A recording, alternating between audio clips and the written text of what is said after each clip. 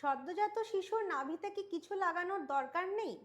এই প্রশ্নটি খুবই কমনলি মা বাবা না হোক দাদু দিদিমারা আমাদের আউটডোরে এসে করে থাকেন। নাভির প্রপার যত্ন নেওয়া খুবই দরকার।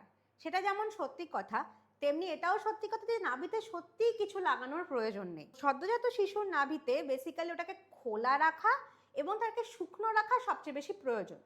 নাভিটিকে কোনোদিনও ডাইপারের ভেতরে ঢুকতে দেবেন না, যদি বাচ্চা ডাইপার পরে, না পড়লে তো আরও ভালো কথা।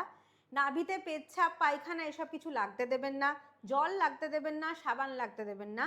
আমরা এই কারণেই বলে থাকি যে 1.5 থেকে 2 মাস পর্যন্ত বাচ্চাকে চান না করাতে মাথা থেকে এবং নাভিতে কিছু না লাগাতে, তাকে শুকনো রাখতে, এটাই সবচেয়ে গুরুত্বপূর্ণ।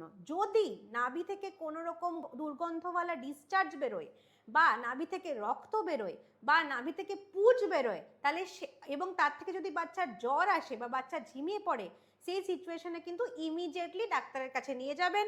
নাভি থেকে ইনফেকশন কিন্তু পুরো শরীরে ছড়িয়ে পড়তে পারে এবং সেটা খুবই কমনলি দেখা যায় যদি নাভি ডাইপারের ভেতর ঢুকে থাকে এবং সেটি পচে গিয়ে থাকে সেই সিচুয়েশনে। তাহলে নাভিটাকে হালকায় নেবেন না, নাভি পরিষ্কার রাখুন, নাভি শুকনো রাখুন। ধন্যবাদ।